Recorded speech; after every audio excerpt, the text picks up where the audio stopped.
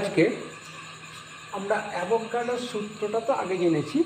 সেই অ্যাভোগাড্রোর সূত্রের কতকগুলো অনুসিদ্ধান্ত, অর্থাৎ তা থেকে কিছু জিনিস মানে কোনো ধরো সূত্র বা থিওরি, মানে ক্যালকুলেশন করে কিছু থিওরি পাওয়া গেল।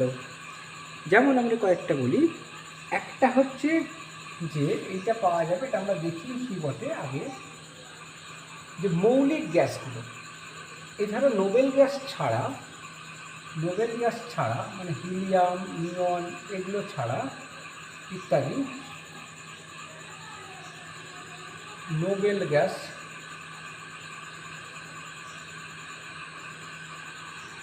ছাড়া মৌলিক গ্যাসগুলি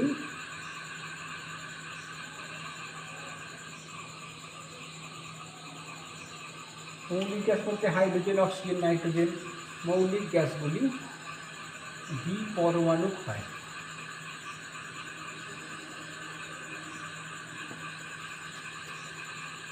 এইটা একটা, এটা আমরা দেখেছি সেই হাইড্রোজেন H2 প্লাস Cl2 যে 2HCl, এটা যদি আমি কথায় লিখি হাইড্রোজেন প্লাস ক্লোরিন থেকে হাইড্রোজেন ক্লোরাইড গ্যাস তৈরি হচ্ছে। সেখানে আমরা দেখছি হাইড্রোজেনের একটা অণু ক্লোরিনের একটা অণুর সঙ্গে বিক্রিয়া করে 2 অণু HCl তৈরি করছে। তাহলে এক অণু HCl তৈরি করতে গেলে হাফ অণু H2 এবং হাফ অণু Cl2 লাগবে। সুতরাং হাফ অণু মানে, যেহেতু ডাল্টনের পরমাণুবাদ অনুযায়ী পরমাণু অবিভাজ্য, এবং এখানে আমরা যেহেতু অণু বলেছি, তাহলে হাফ অণুর অস্তিত্ব মানে অবশ্যই সেখানে একটা পরমাণু অন্তত আছেই, কমপক্ষে একটা পরমাণু আছে। তাই সেই কমপক্ষে যত পরমাণু আছে একটা পরমাণু ধরে হাফ অণু সমান একটা পরমাণু, সেইটা ধরে নিলে এইখানে আমরা কি বলতে চাইছি, এক অণু,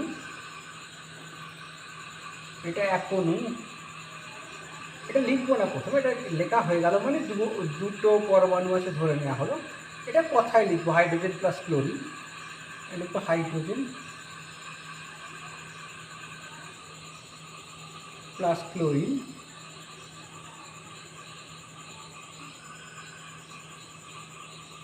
দেখে 2 অণু হাইড্রোক্লোরিক অ্যাসিড, হাইড্রোক্লোরিক অ্যাসিড না, হাইড্রোজেন ক্লোরাইড, হাইড্রোজেন ক্লোরাইড। সেখানে আমরা যদি একটা অণু নিই, এখানে দেখা যাবে এটার আয়তন অনুপাতে এটা 2টো অণু তৈরি হয়, পরীক্ষা করে দেখা যাবে। তাহলে এখন আমি যদি একটা অণু তৈরি করতে চাই, এক অণু, সেক্ষেত্রে হাফ অণু, তাহলে হাফ অণু, তাহলে হাফ অণুটা কমপক্ষে হাফ অণু সমান একটি পরমাণু হতে হবে।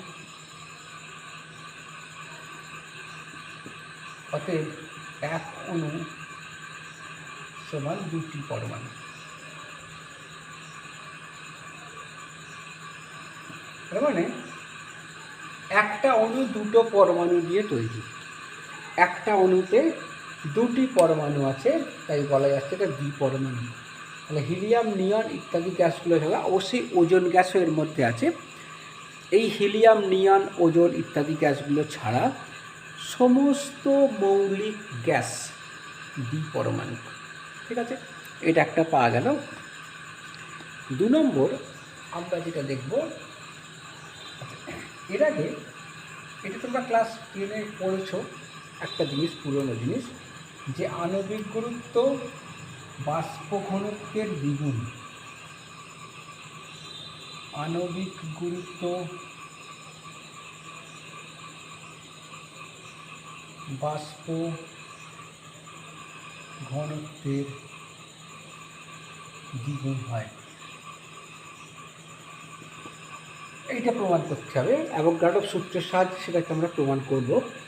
তো এখন কথা হলো যে এর আগে দু একটা জিনিস ঘনত্ব সম্বন্ধে, গ্যাসের ঘনত্ব সম্বন্ধে আমরা দু একটা জিনিস একটু দেখে নিই। এখানে আমরা একটা টার্ম পাবো। একটা টার্ম হচ্ছে পরম ঘনত্ব। পরম ঘনত্ব বা অ্যাবসোলিউট ডেনসিটি। অ্যাবসোলিউট ডেনসিটি বলতে বোঝাচ্ছে যে নির্দিষ্ট চাপ এবং উষ্ণতায়, যেহেতু গ্যাস তাই নির্দিষ্ট চাপ উষ্ণতার কথাটা সবসময় বলতে হয়। আমরা কঠিন বা তরল পদার্থের ঘনত্ব মাপার সময় নির্দিষ্ট চাপ উষ্ণতার কথা বলতে হয় না, কারণ ওগুলোর উষ্ণতা এবং চাপের পরিপ্রেক্ষিতে তার আয়তনের সেরকম সংকোচন হয় না, উল্লেখযোগ্য সংকোচন হয় না, সংকোচন বা প্রসারণ এটা হয় না। তাই ওটাকে ওইভাবে আর নির্দিষ্ট চাপ উষ্ণতার বলা হয় না। কিন্তু গ্যাসের ক্ষেত্রে যে কোনো কিছু ঘটনার জন্যই এই নির্দিষ্ট চাপ উষ্ণতা বা চাপটা যদি পরিবর্তনশীল হয়, তাহলে নির্দিষ্ট উষ্ণতা, নির্দিষ্ট আয়তন, এই ধরনের ব্যাপারগুলো উল্লেখ করতে হয়।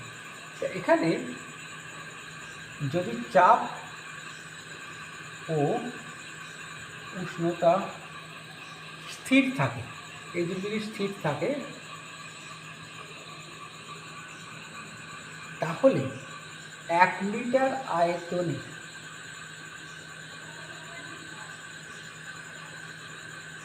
আয়তনের যে কোনো গ্যাসের ভরকে তার পরম ঘনত্ব বলে।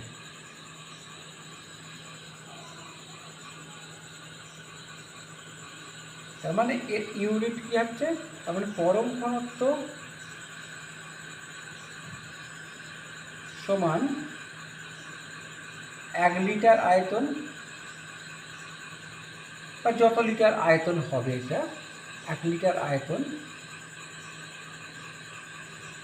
আর গ্যাসের গ্রামে প্রকাশিত ভর।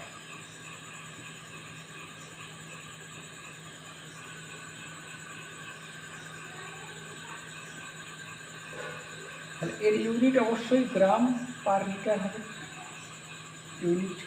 এটা গেল পরম ঘনত্ব। এবার আসি প্রমাণ ঘনত্ব। প্রমাণ ঘনত্ব বা নর্মাল ডেনসিটি।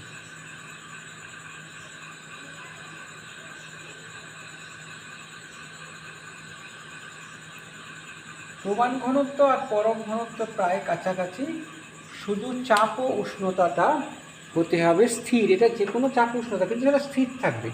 যখন আমরা ঘনত্বটা মাপছি তখন চাপ ও উষ্ণতাটার কোনো পরিবর্তন হবে না। এক্ষেত্রে প্রমাণ ঘনত্ব করার সময় চাপ ও উষ্ণতাটা এটা এসটিপিতে হবে। উষ্ণতা যদি এসটিপিতে হয়, তাহলে যে ঘনত্ব পাচ্ছি তাকে বলছি আমরা প্রমাণ ঘনত্ব। প্র্যাকটিক্যালি তখন যে পরম ঘনত্বটা পাচ্ছি, চাপ উষ্ণতা যদি এসটিপিতে হয়ে যায়, অর্থাৎ চাপ হচ্ছে 1 অ্যাটমসফিয়ার, উষ্ণতা হলো 0 ডিগ্রি সেলসিয়াস বা 273 কেলভিন, 273.15 কেলভিন, সেইটা যদি থাকে, তাহলে তার যে পরম ঘনত্ব সেই অবস্থায়, সেই পরম ঘনত্বটাকে বলা হচ্ছে প্রমাণ ঘনত্ব। তাহলে এখানে পরম ঘনত্ব ইকুয়াল টু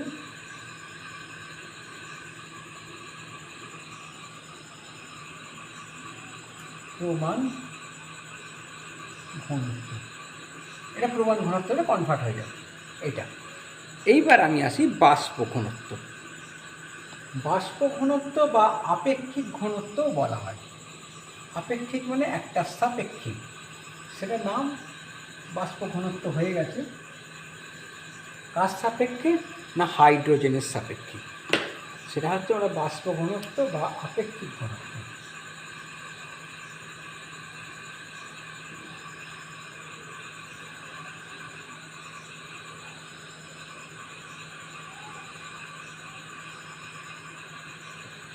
বিষয়টা কি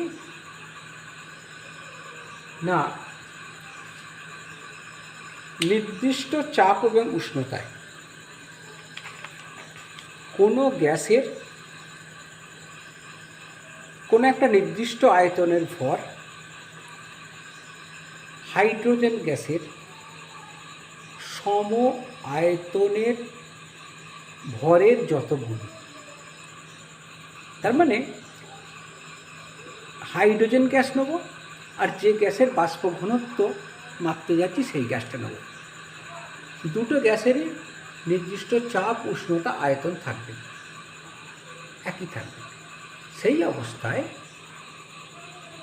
হাইড্রোজেন গ্যাসের যা ভর আর যে গ্যাসটার বাষ্প ঘনত্ব মাপছি তার যা ভর, এই দুটো তাহলে ওই আননোন গ্যাসের ভর ডিভাইডেড বাই হাইড্রোজেন গ্যাসের ভর, এই যে অনুপাতটা বা এই যে সংখ্যামালাটা, রাশিটা, তাকে বলছি আমরা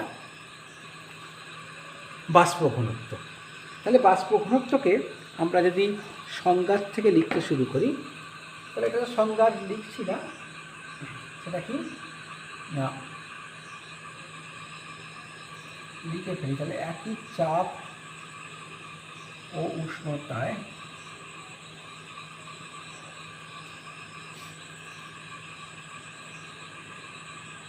কোনো নির্দিষ্ট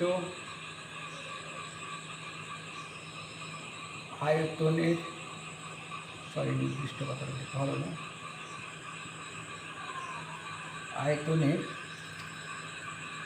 কোনো গ্যাসের ভর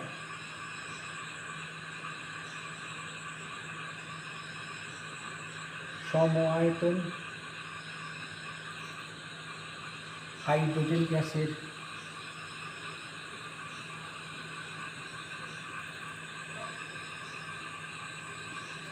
ভরের যত গুণ হয় তাকে, মানে যত গুণ হচ্ছে সেই তাকে ওই গ্যাসের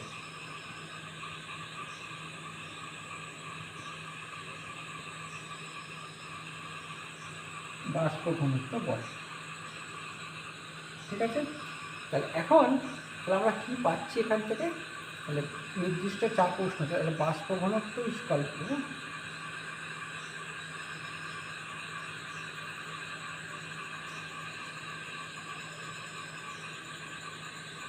ধরি এখানে ভি আয়তন, ভি আয়তনে কোনো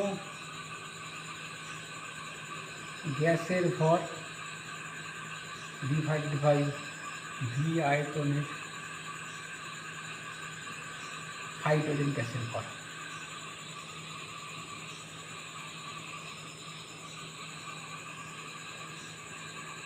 এবার একটা ইন্টারেস্টিং জিনিস, এখানটা অবশ্য একই চাপ উষ্ণতায়।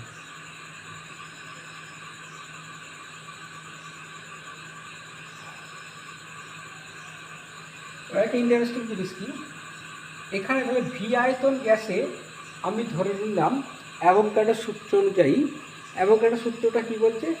একই চাপ উষ্ণতায় সম আয়তন সমস্ত গ্যাসে সমান সংখ্যক অণু থাকবে।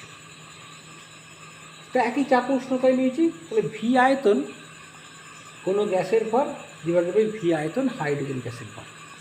তাহলে দুটো সম আয়তন, তাহলে এখানেও যা অনুসংখ্যা থাকবে এখানেও তাই অনুসংখ্যা থাকবে। ধরে নিলাম এনটি অণু আছে ভি আয়তনে, তাহলে তাহলে এনটি, এটা গ্যাসের এনটি অণু ভর লেখাটা ভালো, গ্যাসের এনটি অণুর ভর ডিভাইডেড বাই হাইড্রোজেন গ্যাসের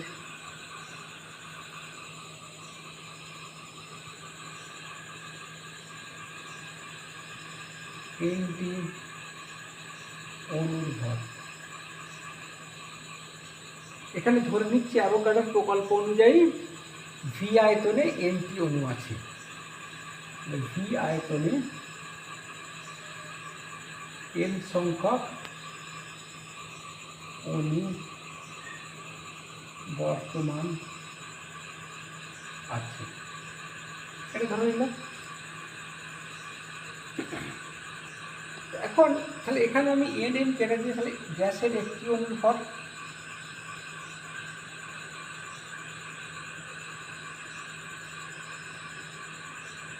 ডিভাইডেড বাই হাইড্রোজেন গ্যাসের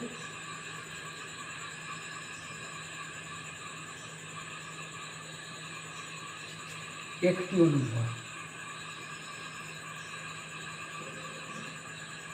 এখন কথা হলো, হাইড্রোজেন গ্যাসকে আমরা দ্বিপরমাণুক প্রমাণ করে দিয়েছি, অ্যাভোগাড্রোর প্রকল্প অনুযায়ী, সূত্র অনুযায়ী দ্বিপরমাণুক সেটা প্রমাণিত হয়ে গেছে। তো এখন তাহলে একটি অণুর ভর মানে দুটি পরমাণুর ভর, তাহলে লিখতে হবে গ্যাসের একটি অণুর ভর ডিভাইডেড বাই 2 ইন্টু হাইড্রোজেন গ্যাসের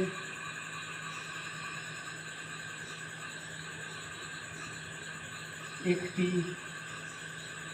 পরমাণুর ভর।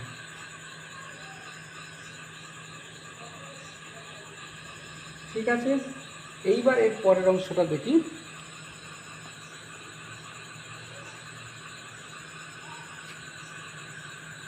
এখানটা মুছে দিলাম।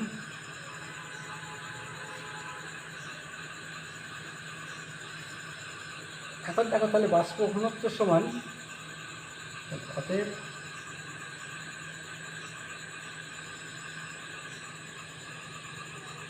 ঘনত্ব সমান তাহলে হাফ, এটাকে নিয়ে নিলাম, হাফটাকে পার করে নিলাম ইন্টু হাফ ইন্টু গ্যাসের একটু অণুর ভর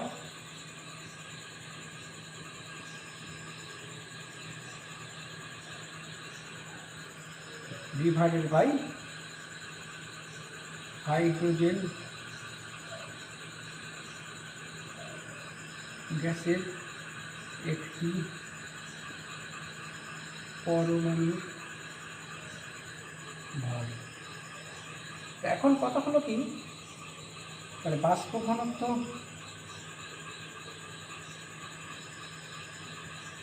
সমান হাফ ইন্টু এই যে গ্যাসের একটু অণুর ভর আর হাইড্রোজেন গ্যাসের একটি পরমাণুর ভর, এইটার মানেটা কি হচ্ছে? তাহলে এইটা আমরা জানি গ্যাসের আণবিক গুরুত্ব। গ্যাসের আণবিক গুরুত্ব হাইড্রোজেন স্কেল অনুযায়ী হাইড্রোজেনের সাপেক্ষে কোনো গ্যাসের একটি অণুর ভর, হাইড্রোজেনের একটি পরমাণুর ভরের সাপেক্ষে গ্যাসের যদি অণুর ভর যা হয় সেইটাকে সেই গ্যাসের আণবিক গুরুত্ব বলে। এটা হাইড্রোজেন স্কেল অনুযায়ী আগে করা হয়েছিল, মানে প্রাচীনভাবে এইটা হচ্ছে প্রথমে ধরা হয়েছিল, তারপরে তো কার্বন স্কেল হলো, মধ্যখানে অক্সিজেন স্কেল এসেছিল। তো এইখানে আমরা করলাম গ্যাসের আণবিক গুরুত্ব।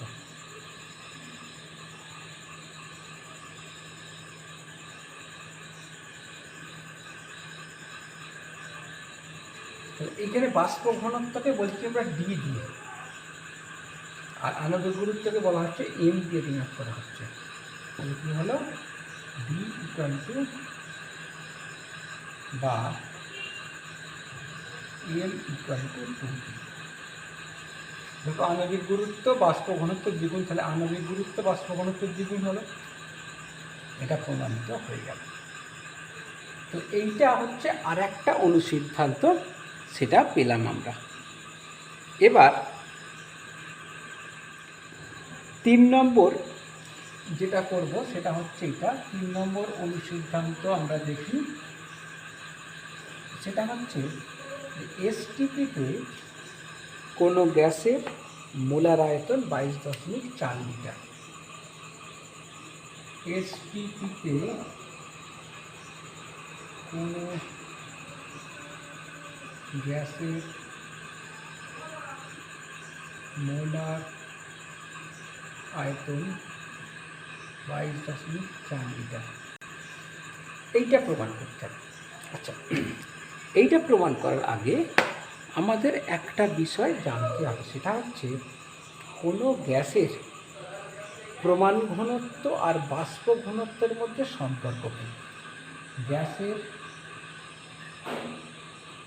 প্রমাণ ঘনত্ব ও বাষ্প ঘনত্বের মধ্যে সম্পর্ক, এটা আমরা স্থাপন করব।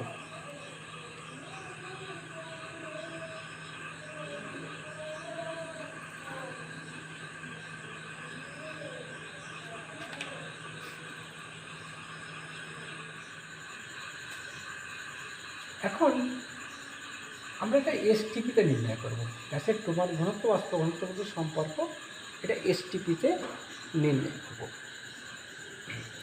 সেখানে আমরা দেখতে পাচ্ছি কি ডি ইকুয়াল টু বাষ্প ঘনত্ব লিখব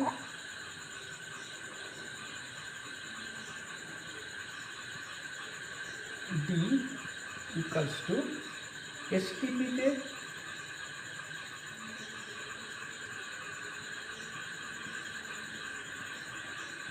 1 লিটার কোনো গ্যাসের ভর, গ্রামে প্রকাশিত ভর, ডিভাইড বাই এসটিপিতে 1 লিটার হাইড্রোজেন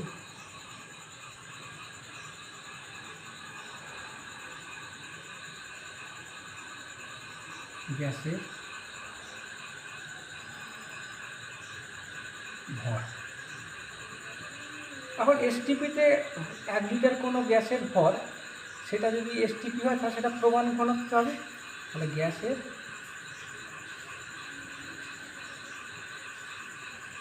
প্রমাণ ঘনত্ব ডিভাইডেড বাই এই এসটিপিতে 1 লিটার হাইড্রোজেন গ্যাসের ভর, এইটা পরিমাপ করে দেখা গেছে এটা হয়,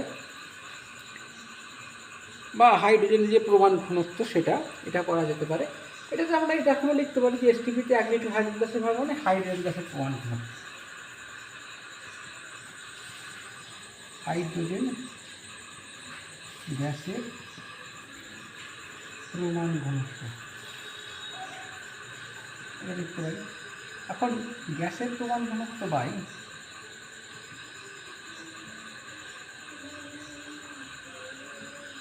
ডিভাইডেড বাই হাইড্রোজেন গ্যাসের প্রমাণ ঘনত্ব, এটা দেখা গেছে কি 0.089, এইটা গ্রাম পার লিটার হচ্ছে। এরকম গ্রাম পার লিটারে ইউনিটটা আসলে তখন কেটে যায়। তাহলে অতএব গ্যাসের প্রমাণ ঘনত্ব সমান গ্যাসটির বাষ্প ঘনত্ব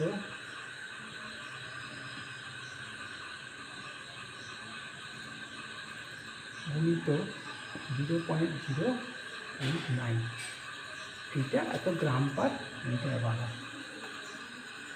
এবার এইখান থেকে আমরা যেটা করতে পারি, এইখানটায় আমরা বাষ্প ঘনত্ব এটা একটা সম্পর্ক পেলাম, তারপর থেকে আমরা এইটা প্রমাণ করতে পারি, এইটা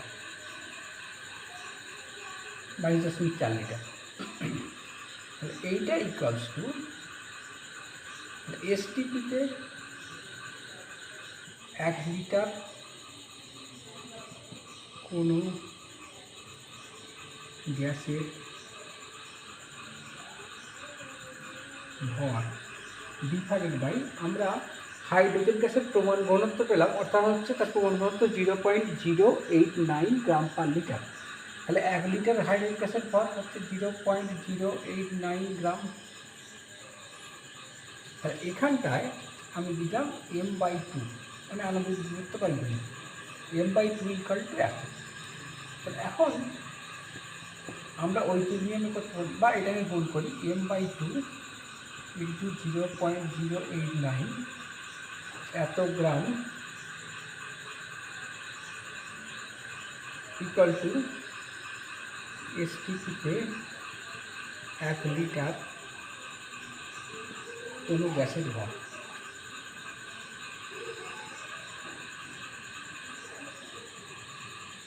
ঠিক আছে, তাহলে এখন আমরা এটা ঐকিক নিয়ম কি সাজাবো, অর্থাৎ m/2 ইন্টু 0.089 গ্রাম কোনো গ্যাসের এসটিপিতে আয়তন 1 লিটার। অতএব 1 গ্রাম কোনো গ্যাসের এসটিপিতে আয়তন হচ্ছে 1, এটা ভাগ হয়ে যাবে divide by m/2 into 0.089 because সেখানে টুটা ওপরে চলে গেল 2/m ইন্টু 0.089 এত মিটার। তাহলে এবার m গ্রাম কোনো গ্যাসের এসটিপিতে আয়তন 2 ইন্টু m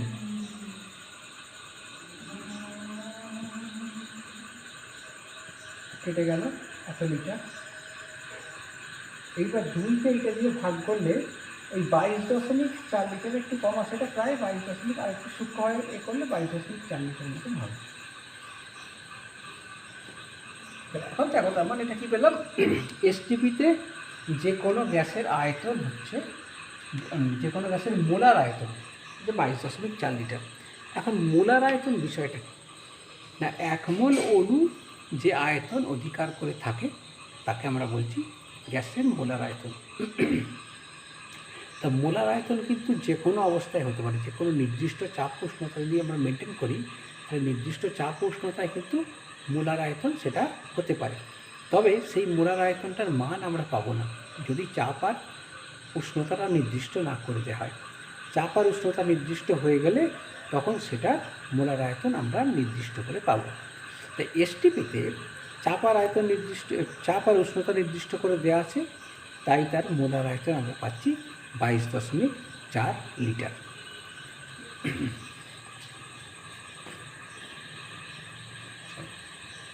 এবার এই ফর্মুলাগুলো কাজে লাগিয়ে আমরা একটা দুটো প্রবলেম দেখি। এবার একটা অঙ্ক আমি বলছি,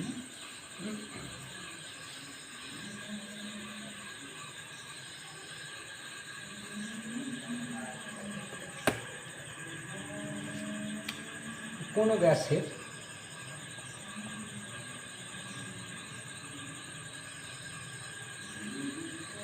পরমাণু ঘনত্ব 1.96 গ্রাম পার লিটার হলে গ্যাসটির আণবিক ভর নির্ণয় করে।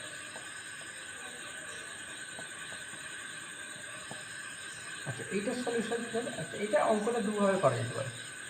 একটা সম্পর্ক দেখো আমরা খানিকক্ষণ আগে পেলাম যে গ্যাসের বাষ্প ঘনত্ব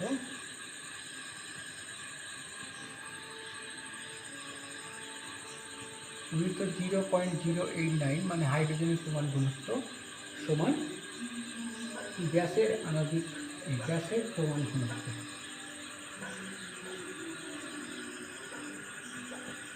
তাহলে এখন অর্থাৎ গ্যাসটির বাষ্প ঘনত্ব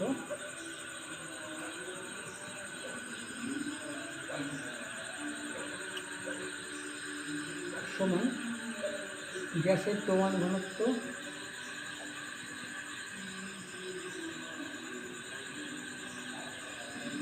বাই 0.089। তাহলে প্রমাণ ঘনত্ব 1.96 ডিভাইড বাই 0.089, এটা ক্যালকুলেটরে করতে কতটা আসে দেখা যাক।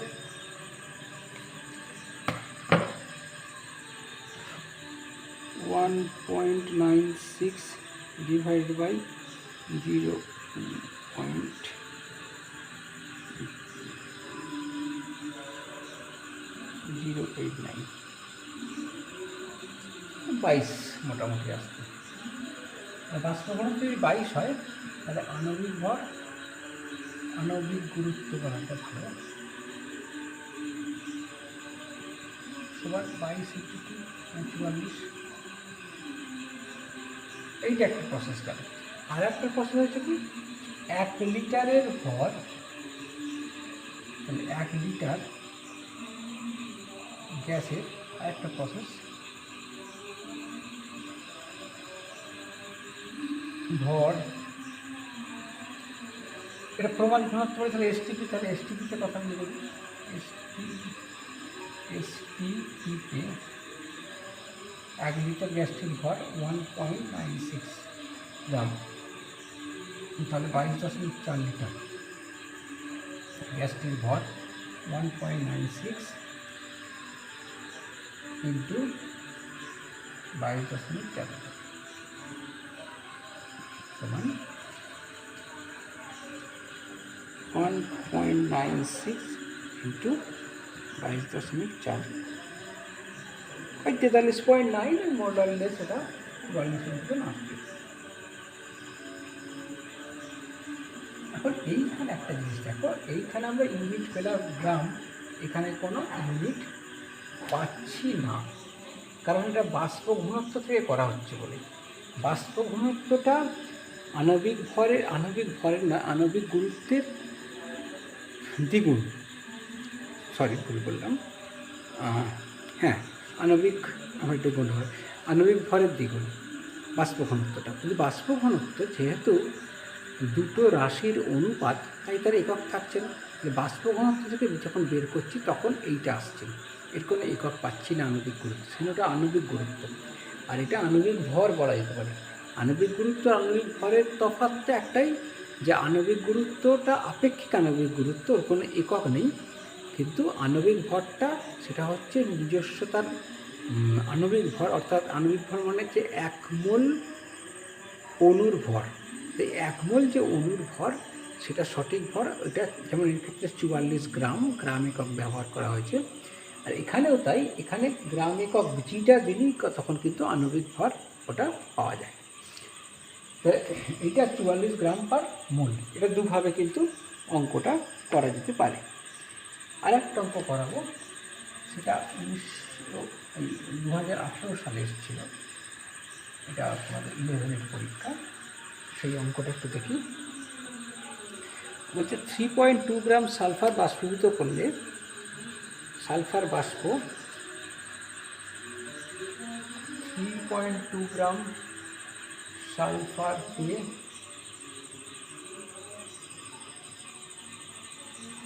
বাষ্পীভূত করলে এসটিপিতে আয়তন হয় 280.2 ml।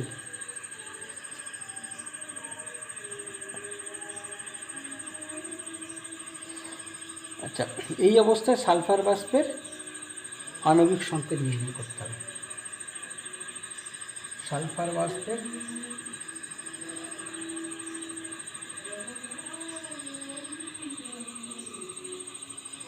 আণবিক সংকেত নির্ণয় করবে।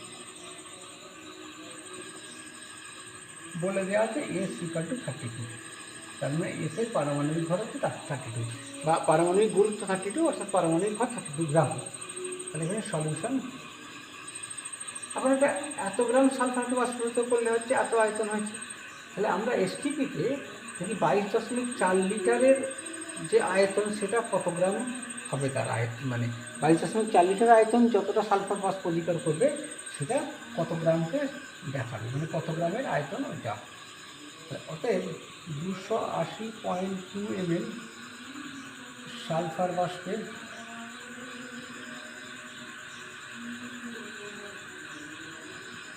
আয়তন ভর 3.2 গ্রাম, 1 ml সালফার বাষ্পের ভর 3.2 / 280.2,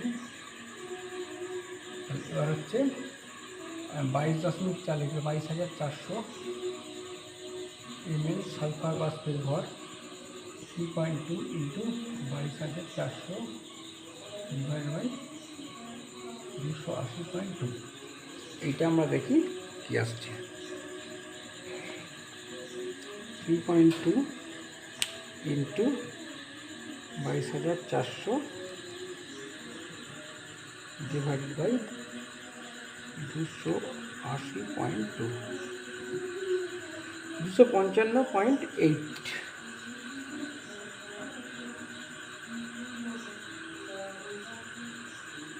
গ্রাম। এখন একটা পরমাণুর ভর 32 গ্রাম, তো সেক্ষেত্রে এত গ্রামের মধ্যে কটা পরমাণু আছে দেখ। অতএব একটি অণুতে, এটা তো এইটা মানে হচ্ছে এই 22.4 লিটার 22,400 ml যে আয়তনটা অধিকার করেছে সেটা কিন্তু হচ্ছে অণুর আয়তন। অণুর অ্যাভোগাড্রো সংখ্যক অণুর আয়তন। তাই একটি অণুতে উপস্থিত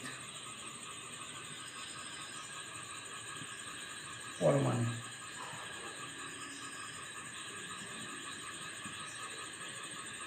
সংখ্যা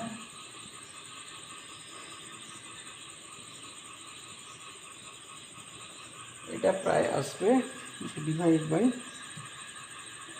32, 7.99 এরকম আমি ধরে নিলাম 8, যেহেতু এটা পূর্ণ সংখ্যায় হবে তাই 8। তাহলে অতএব আণবিক সংকেত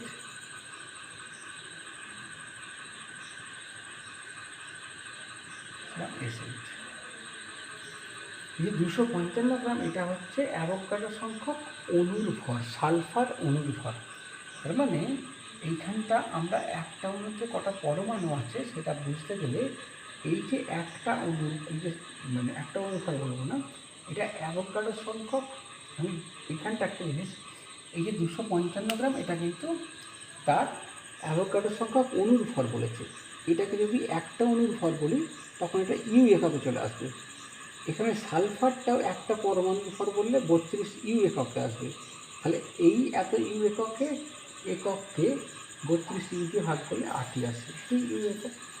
সুতরাং আণবিক সংকেত হচ্ছে S8। এই পর্যন্তই আজকের ভিডিও।